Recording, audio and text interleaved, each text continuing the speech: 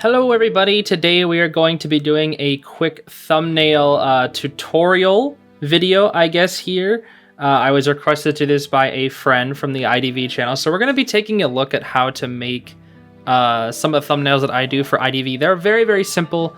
I'm just going to kind of show the fundamentals. So if you're trying to create content on YouTube, think of this as like a very basic thumbnail guide. There are obviously thousands upon thousands of ways to do thumbnails, but I'm going to show you just like one of the very basic forms, one that I use very commonly on my channel. I'm showing some examples right now on the screen or something. So yeah, this is the type of thumbnail we're gonna try to create here real quick. So first things first, you're going to need a editing program. For me, I personally use Photoshop. You can get Photoshop CS6, which is free. There is a program called Gimp online. You can get this as well. It is basically like a free version of Photoshop. Either one works. Personally, I'm going to be using like Photoshop. I think this is like 2023 or something. I actually don't remember. Anyways, to start things off with, what you're going to want to do is create a canvas that is 1280 pixels by 720 pixels. This is a 720p resolution. And this is the best resolution to create thumbnails on YouTube. For thumbnails, you can only create thumbnails that are 2 megabytes, I believe. That is the max file size that YouTube allows. So typically, editing your thumbnails in a canvas like this is perfect. So I highly recommend going with something like that. And one of the first things when it comes to making thumbnails, at least for me, is the fundamentals of using the rule of thirds. This is a thing in photography, a rule where you basically put the focus of the image on the intersecting lines or where the lines kind of meet up a little bit. You see how this person here is in the like that line, the vertical line to the right, and it's like sort of in between the other two lines. That's kind of where you want your focus subjects, right? See how all the focus subjects are like where the lines intersect? That's kind of what you want. As a more general rule, the vertical lines are like a lot more important. So you don't need to do what I'm doing right now, but as an example, I'm going to copy this image and we're going to paste it right here. So there's this thing called free transform in Photoshop. I'm not really sure what it's called in Gimp. You can maybe just take a look around. But free transform basically allows you to move any image. And what I just did real quick was I just copy and pasted this image from Google in to my Photoshop, which is a quick Control-C, Control-V. That is the short that you can use. I know a lot of people know it, but just in case you don't. So I'm just going to kind of blow this up a little bit, probably like right around here. It doesn't need to be perfect. Obviously, don't match what I'm doing, but this is kind of what we're looking at right here. See, now we have like an example right now. So I'm just gonna leave that in the back. Now I'm gonna create a new layer right here, which I just used by this little button right here. You can kind of zoom into all these. I think they should like, yeah, they should show you all these things. So if you're not really sure what the button is, maybe it looks different for you, just kind of hover over something and it will eventually tell you what it is. So yeah, definitely go for something like this. You can also click on the little eyeballs to make things visible or not. We have a background right here as well. Don't really have to worry about that right now.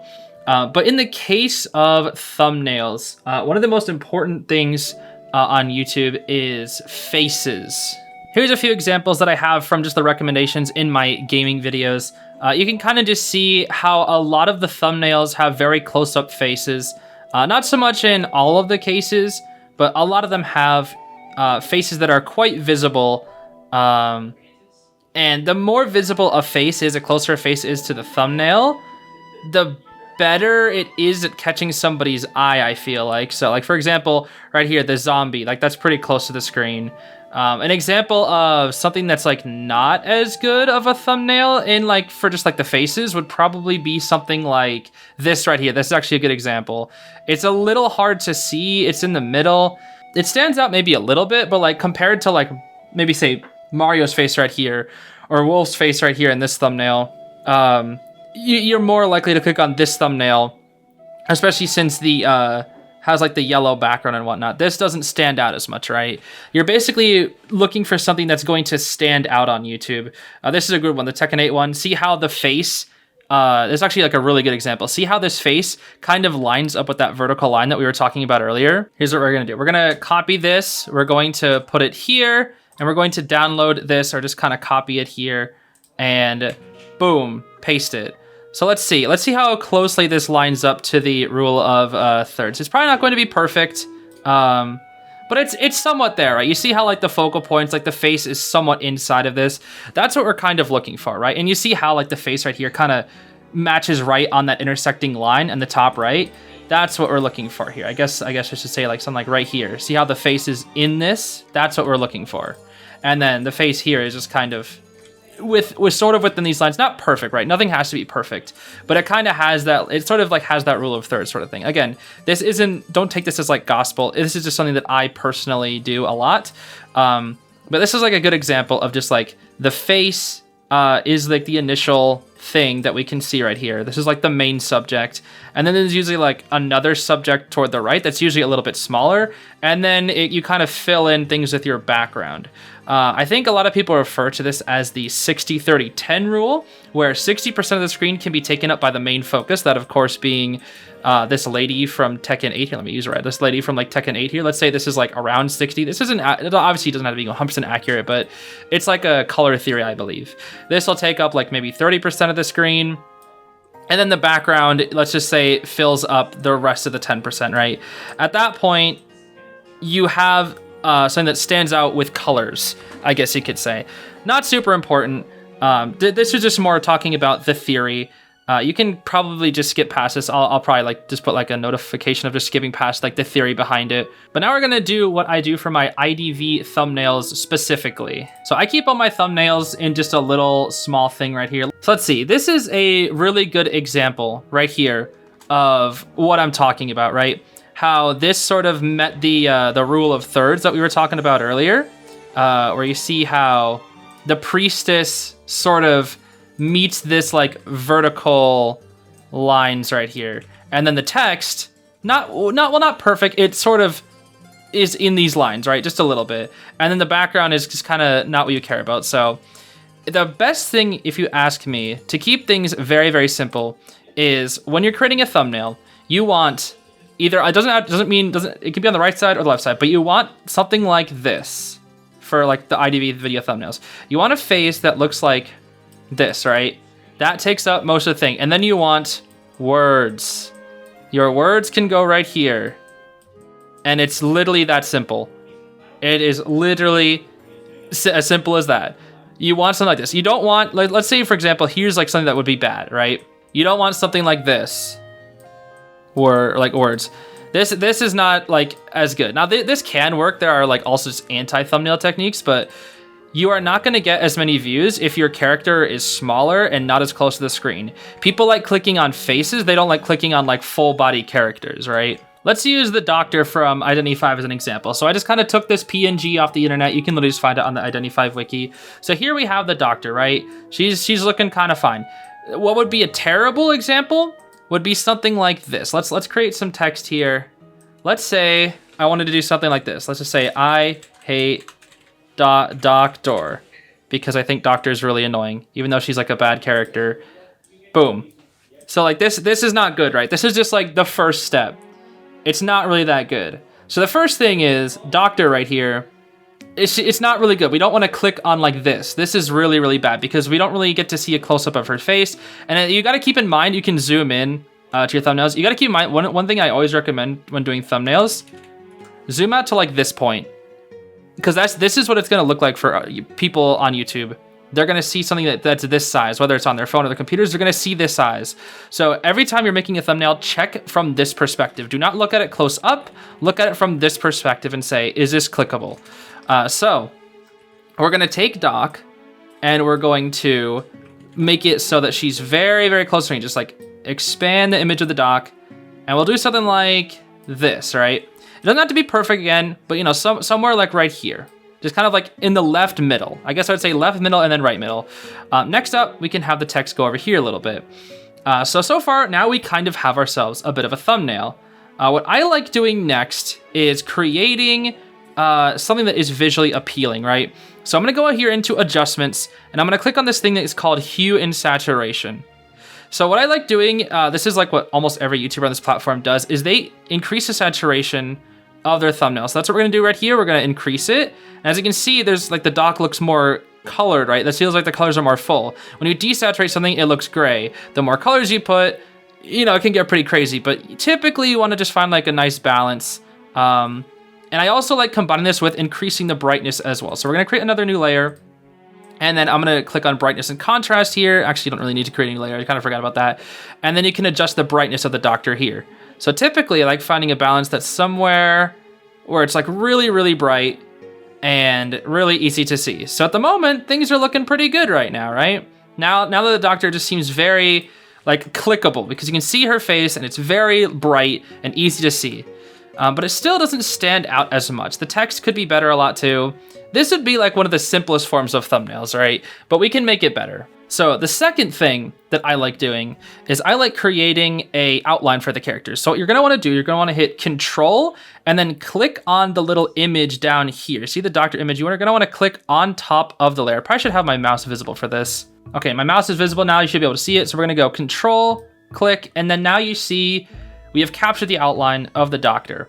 And that's what we can use to make the outline. So what we're gonna wanna do, you're gonna wanna go up in here into Select, go down to Modify, and then say Expand.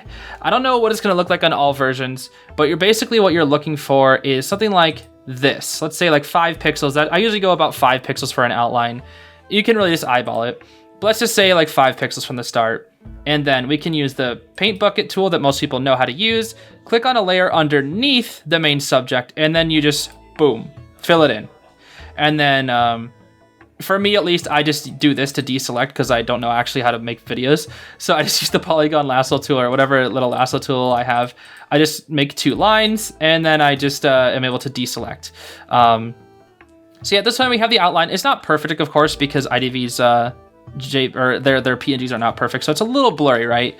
But now we have a bit of an outline, so it's a little easier to like see the features and where her face cuts off and whatnot. But it feels like we're still missing something, right? I'm not a big fan of this font, right? Arial works, it's a good font, it can work, but personally I like using the font Impact a lot. It's a meme font and it's pretty easy to see. So we can keep things like this. Let's say I Hate Doctor looks like this. This isn't bad, right? Another thing that we can do, if we really wanted to put it like as simple as possible, we could just turn this red, make the color red, and then just be like, boom, I Hate Doctor. Not bad, right? Not terrible. But let's say I wanted to have a background in this, right?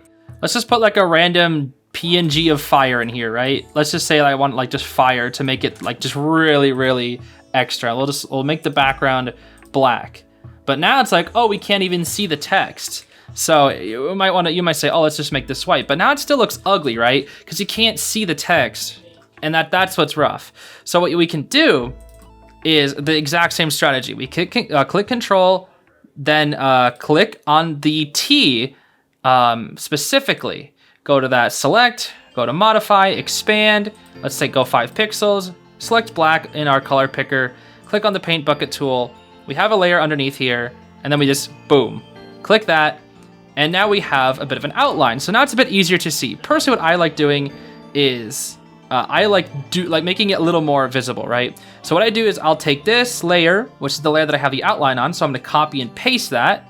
And I'm gonna drag it so it has a bit of a shadow right here. Let's say you can toggle like by pixels by using the arrow keys. So let's go with something like that, right? But it's still not good enough because even though the text is now standing out, it feels like it could be a little bit better. So what we're gonna do now is we're going to click Control and Shift, click on both of these layers so that we can select both of them at the same time. Do that Select, Modify again, but this time we're gonna do white because the background is black, so a good color that'd be able to stand out is white. This isn't, the only method, but this is something that I like doing. And so at this point, we're kind of in a good position, right? We can see the text pretty easily. I think I'm gonna give Doc a white outline too, just to kind of make the text and the person match. There we go. So this is looking better, right? This is looking better. Now you might have seen like what red that I picked as well. If you're curious about the red, what I like doing is I like going to the very bottom of the color picker and then going to the very top up here. I believe this is pure red on a computer. Yep, it is. This is the hex color if you want. FF00000. This is pure red. And that's a really good color to use on YouTube. It's one of the best colors that stand out. Red and green are two of the best colors that stand out. Typically, for negative connotations, you want to use red. And then for positive connotations, you want to use green. For example, I Hate Doctor.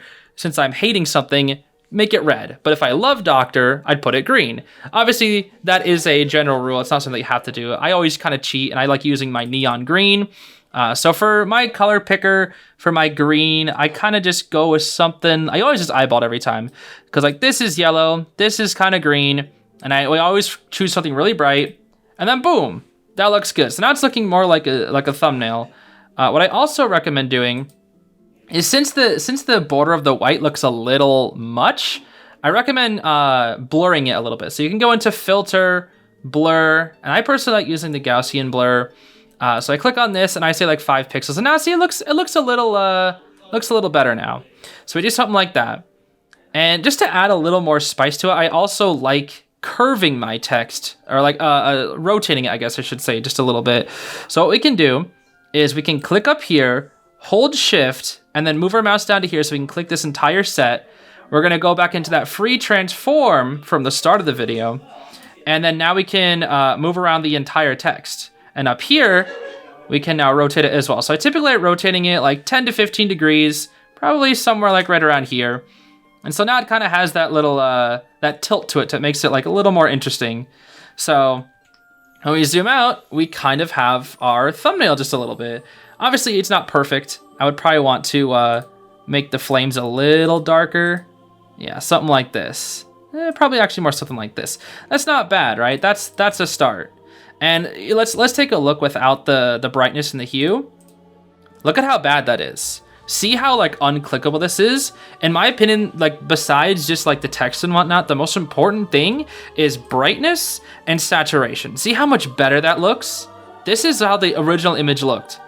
So bad, right? But the second you add in that brightness and that hue, that saturation, looks so much better. Now, another thing is Doc sort of looks a little blurry here. Unfortunately, Doctor, the PNG isn't great. It's just a little bit bad quality, but we can touch it up just a little bit. So what you're gonna wanna do, since this image was copy pasted, it needs to rasterize itself. This is something that like, is basically just means like, oh, I can edit it now. So you're gonna wanna do is just right click on any image that has like that little icon next to it. See how this one doesn't have an icon next to the picture? This one does. You're just gonna wanna right click, say rasterize, and then it will just turn that little thing off. So now you can edit it.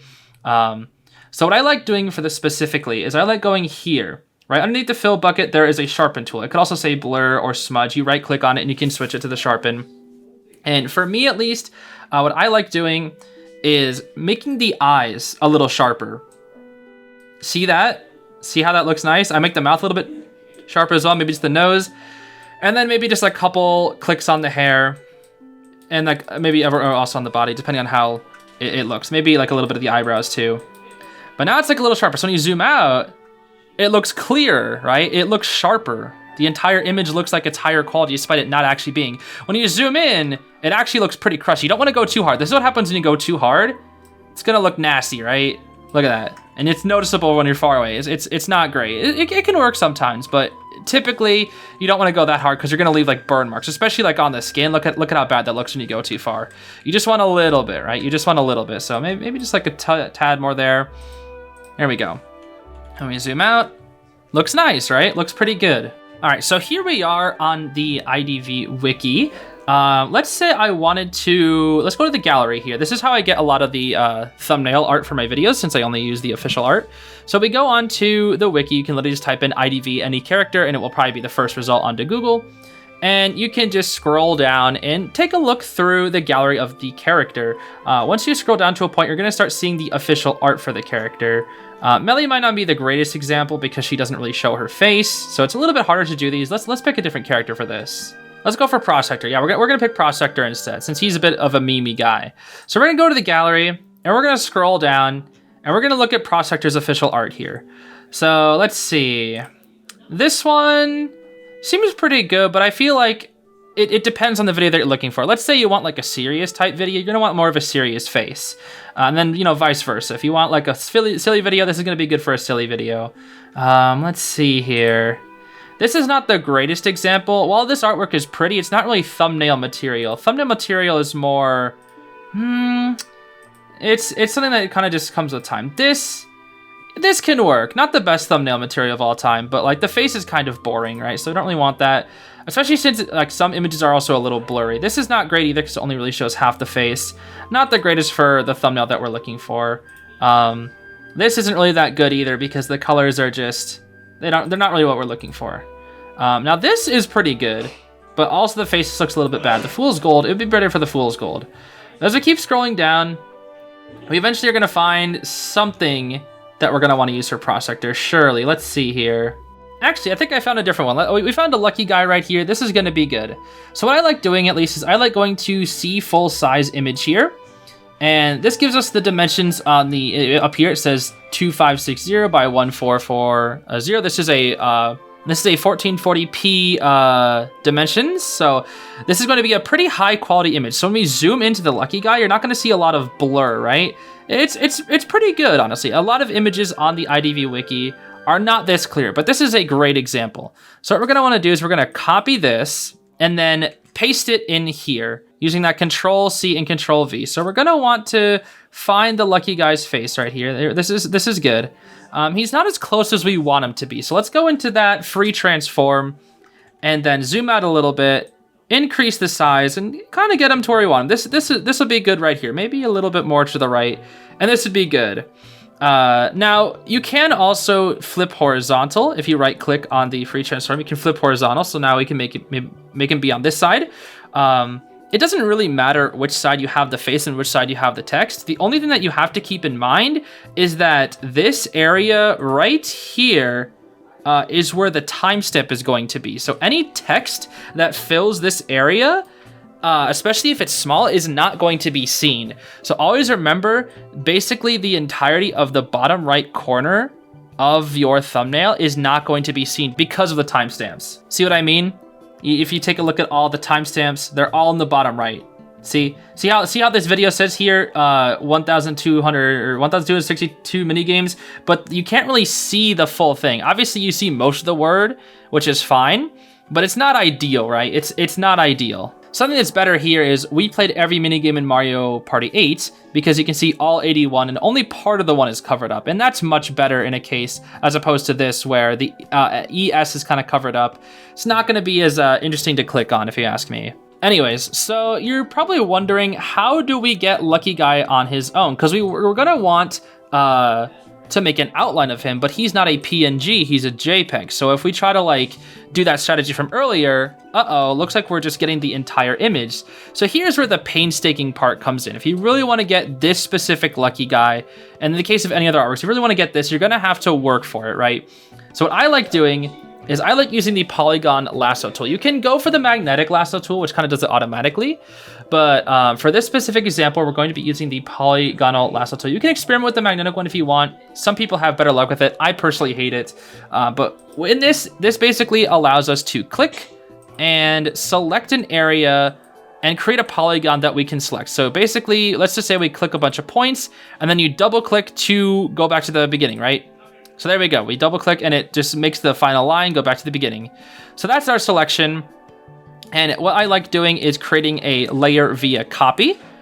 So we have that portion of that we selected on a different layer while the original still remains intact. So that is what we're going to want to do in this case. We're going to want to do this for Lucky Guy. So in this specific example, this is where the tedious part comes in.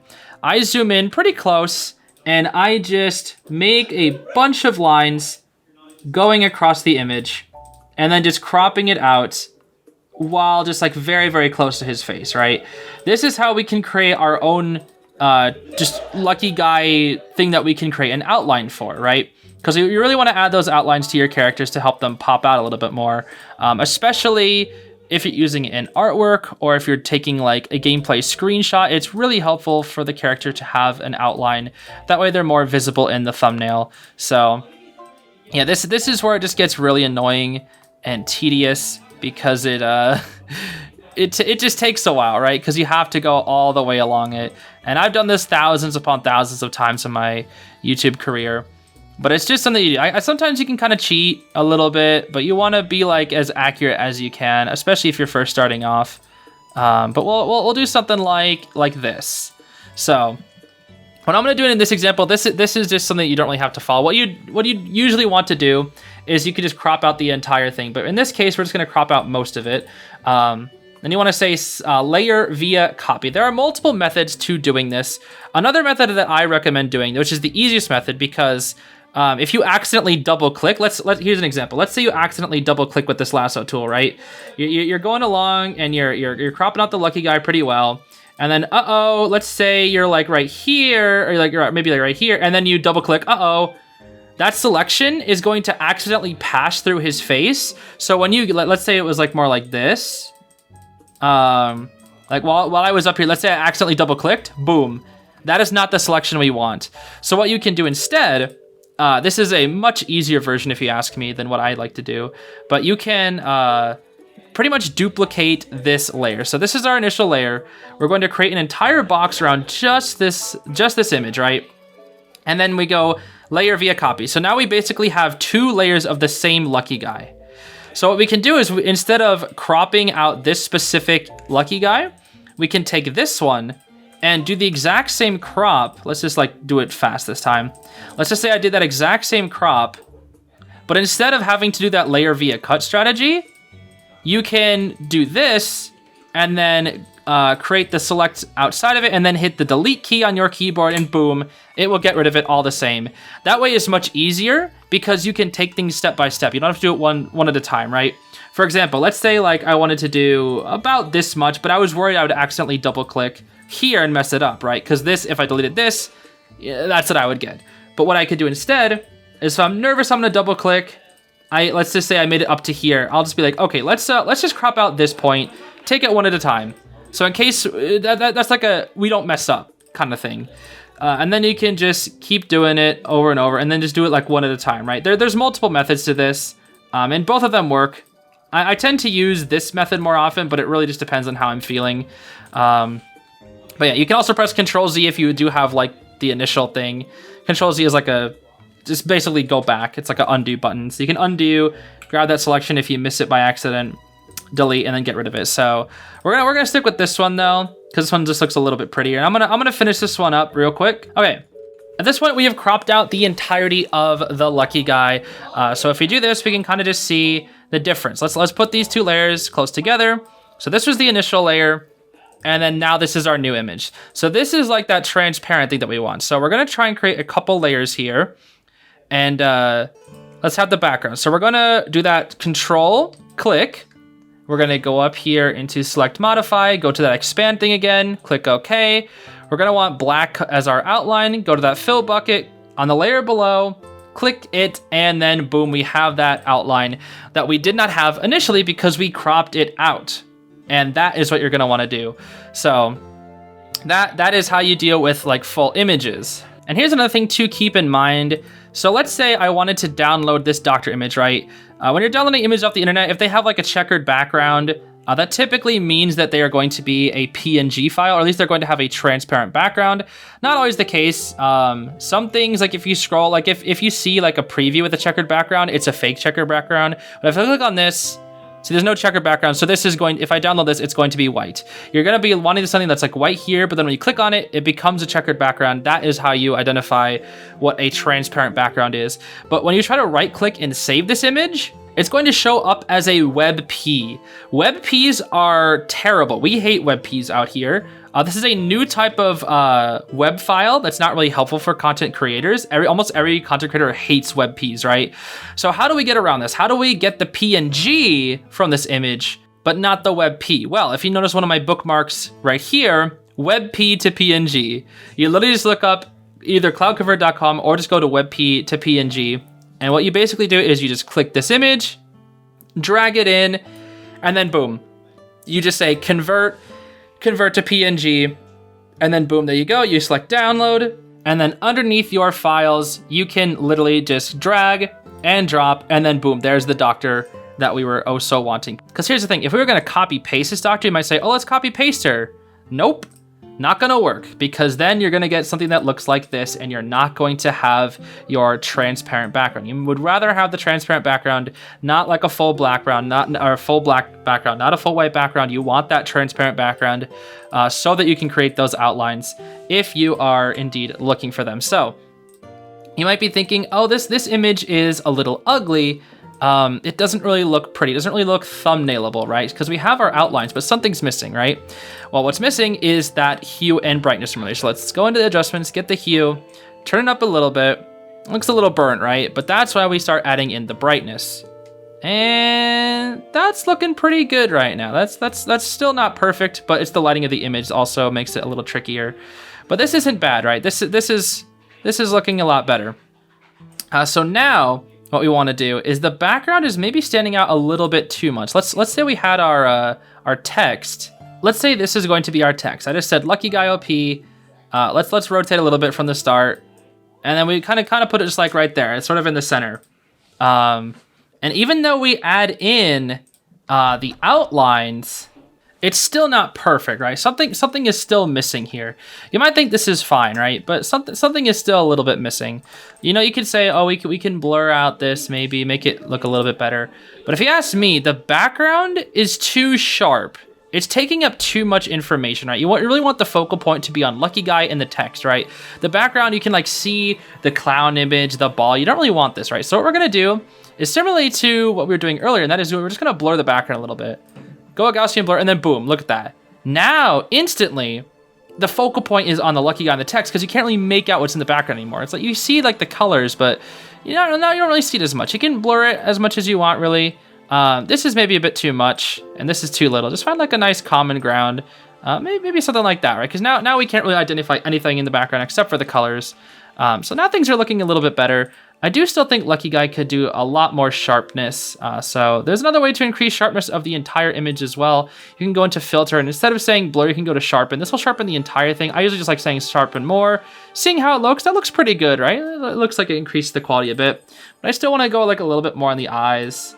Make his eyes pop out a little bit more. His glasses a little bit. Maybe his hair a tad. Do a few clicks on the hair. Mouth a little bit. Maybe the shirt. Let me zoom out, and things are still looking pretty good, right? But maybe we want like just a little bit more. So speed lines are a great effect that you can add to a video to help put in the focus point. So like let's say we try to look up a speed lines.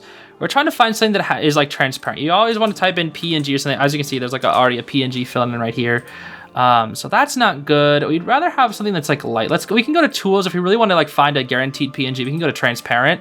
And then we can look at something like this and be like, okay, this looks pretty good. The quality is a little bit bad though. 334 by 200 pixels, that's pretty bad. We're looking for something a little bit better, right? This looks pretty good. I do like this one. So we're gonna save this image. In this case, this is a PNG, so we'll take this. And we can just click, drag and drop, expand it, and then maybe do something like this a little bit. Honestly, I am not the biggest fan of black speed lines though. I don't really like them that much. I much prefer white speed lines. So let's say we go for something like this, and this is probably not the best example, but you can change the color of them by highlighting them and then coloring them in probably on a different layer is better. And then doing something like, just clicking on it a few times. Boom, there we go. Okay, so now we have our white speed lines. This is not the best example, unfortunately. There are much better speed lines out there, but this is just a small thing. So here's an effect that we can use. This is just a black and white like little ray that goes toward the center. So we can just take this image, copy it, and paste it below the Lucky Guy layer, but not below the background layer. So we want it in between there, something like this, right? So we're gonna do free transform, something like this, and this looks bad, right? This looks bad.